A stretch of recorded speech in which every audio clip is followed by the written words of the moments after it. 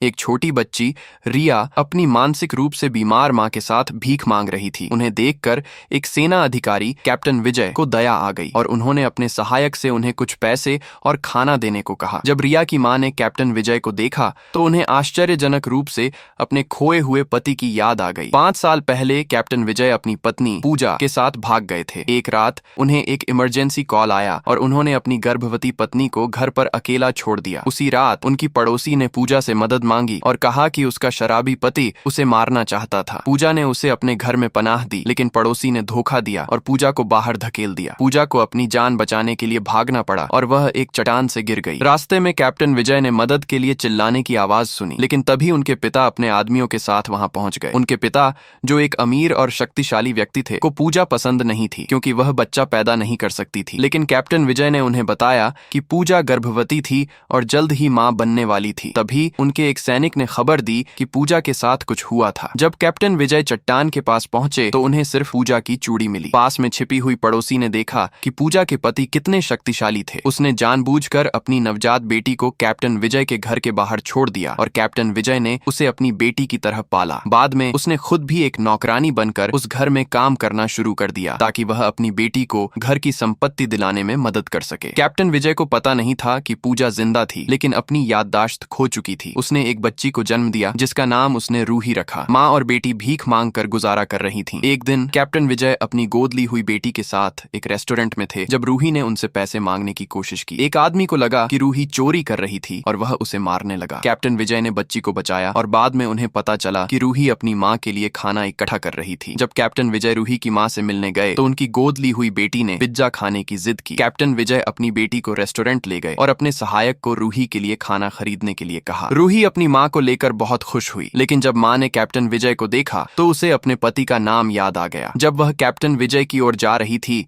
तो एक तेज रफ्तार कार ने उसे टक्कर मार दी। कैप्टन विजय ने यह देखा, लेकिन उनकी गोद ली हुई बेटी ने उन्हें खाना खाने के लिए बुलाया। कैप्टन विजय को पता नहीं था कि उनकी पत्नी खतरे में थी। रूही ने अपनी माँ को अस्पताल पहुंचाया, लेकिन डॉक्टर ने कहा कि उन्हें सर्जरी के लिए पैसों की जरूरत थी। रूही ने कैप्टन विजय से फिर से मदद मांगी और उन्होंने अपनी गोद ली हुई बेटी को पैसे देने के लिए कहा, लेकिन उसने कैप्टन विजय की चूड़ी देखी और रूही पर उसे चुराने का आरोप लगाया। उसने रूही पर यह भी आरोप लगाया कि उसने झूठ बोला था कि उसकी माँ का एक्सीडेंट हुआ था। रूही ने कहा कि उसकी माँ का नाम पूजा था और वह अस्पताल में थी। ये सुनकर कैप्टन विजय हैरान रह गए, लेकिन उसकी गोद ली हुई बेटी ने कहा कि पूजा मर चुकी थी और रूही झूठ बोल रही थी। उसने रूही को बाहर निकाल दिया। बाहर रूही कैप्टन विजय के पिता से टकरा गई। उन्हें लगा कि रूही उनके पोती जैसी दिखती थी, इसलिए उन्होंने उसके खून का DNA टेस्ट कराने का फैसला किया।